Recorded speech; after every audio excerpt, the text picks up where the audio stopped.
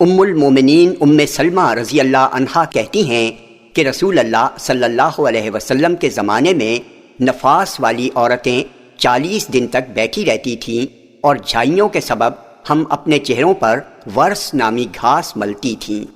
جامع ترمذی حدیث نمبر 139۔ یہ حدیث حسن صحیح ہے۔ انس رضی اللہ عنہ کہتے ہیں کہ نبی اکرم صلی اللہ علیہ وسلم ایک ہی غسل میں سبھی بیویوں کا چکر لگا لیتے تھے۔ جامع ترمذی حدیث نمبر 140۔ یہ حدیث صحیح ہے۔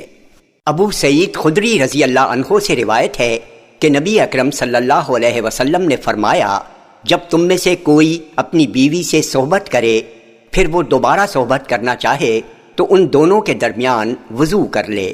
جامع ترمذی حدیث نمبر 141۔ یہ حدیث صحیح ہے۔ عروہ سے روایت ہے کہ عبداللہ بن ارقم رضی اللہ عنہ اپنی قوم کے امام تھے۔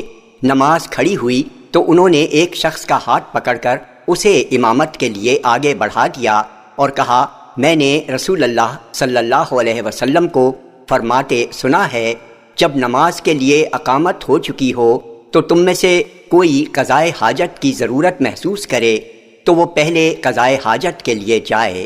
جامع ترمذی حدیث نمبر 142۔ یہ حدیث صحیح ہے۔ عبد الرحمن بن عوف رضی اللہ عنہ کی ایک ام ولد سے روایت ہے کہ میں نے ام المومنین ام سلمہ رضی اللہ عنہا سے کہا، میں لمبا دامن رکھنے والی عورت ہوں اور میرا گندی جگہوں پر بھی چلنا ہوتا ہے، تو میں کیا کروں؟ انہوں نے کہا کہ رسول اللہ صلی اللہ علیہ وسلم نے فرمایا ہے، اس کے بعد کی پاک زمین اسے پاک کر دیتی ہے۔ جامع ترمذی حدیث نمبر 143۔ یہ حدیث صحیح ہے۔ ابو ہریرہ رضی اللہ عنہ کہتے ہیں کہ ایک اعرابی مسجد میں داخل ہوا، نبی اکرم صلی اللہ علیہ وسلم بیٹھے ہوئے تھے، اس نے نماز پڑھی، جب نماز پڑھ چکا تو کہا، اے اللہ تو مجھ پر اور محمد پر رحم فرما اور ہمارے ساتھ کسی اور پر رحم مت فرما۔ نبی اکرم صلی اللہ علیہ وسلم نے اس کی طرف متوجہ ہو کر فرمایا، تم نے ایک کشادہ چیز یعنی رحمت الہی کو تنگ کر دیا۔ پھر ابھی تھوڑی ہی دیر ہوئی تھی کہ وہ مسجد میں جا کر پیشاب کرنے لگا، لوگ تیزی سے اس کی طرف بڑھے تو نبی اکرم صلی اللہ علیہ وسلم نے فرمایا، اس پر ایک ڈول پانی بہا دو۔ پھر آپ نے فرمایا، تم تو آسانی کرنے والے بنا کر بھیجے گئے ہو، نہ کہ سختی کرنے والے۔ جامع ترمذی حدیث نمبر 147۔ یہ حدیث صحیح ہے۔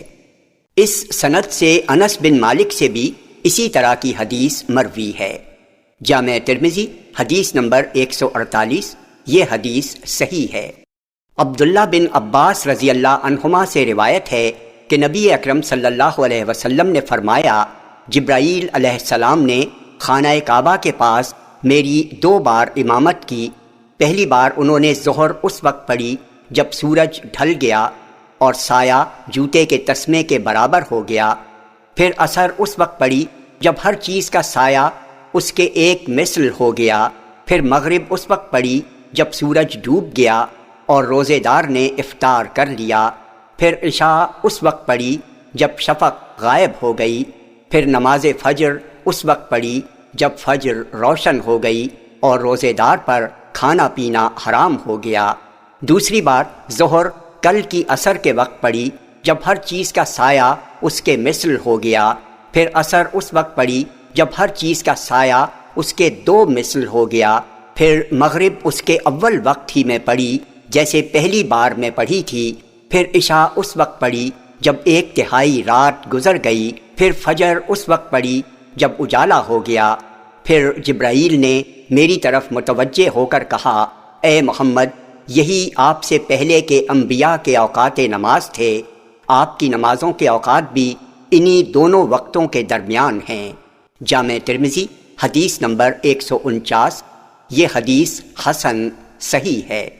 جابر بن عبداللہ رضی اللہ عنہما سے روایت ہے کہ رسول اللہ صلی اللہ علیہ وسلم نے فرمایا، جبرائیل نے میری امامت کی۔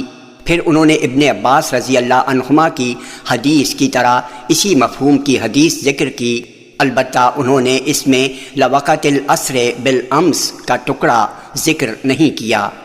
جامع ترمذی حدیث نمبر 150، یہ حدیث صحیح ہے۔ ابو ہریرہ رضی اللہ عنہ کہتے ہیں کہ رسول اللہ صلی اللہ علیہ وسلم نے فرمایا، نماز کا ایک اول وقت ہے اور ایک آخری وقت۔ ظہر کا اول وقت وہ ہے جب سورج ڈھل جائے، اور اس کا آخری وقت وہ ہے جب عصر کا وقت شروع ہو جائے، اور عصر کا اول وقت وہ ہے جب عصر کا وقت ایک مثل سے شروع ہو جائے، اور آخری وقت وہ ہے جب سورج پیلا ہو جائے، اور مغرب کا اول وقت وہ ہے جب سورج ڈوب جائے، اور آخری وقت وہ ہے جب شفق غائب ہو جائے، اور عشاء کا اول وقت وہ ہے جب شفق غائب ہو جائے، اور اس کا آخر وقت وہ ہے جب آدھی رات ہو جائے، اور فجر کا اول وقت وہ ہے جب فجر صادق طلوع ہو جائے، اور آخری وقت وہ ہے جب سورج نکل جائے۔ جامع ترمذی حدیث نمبر 151، یہ حدیث صحیح ہے۔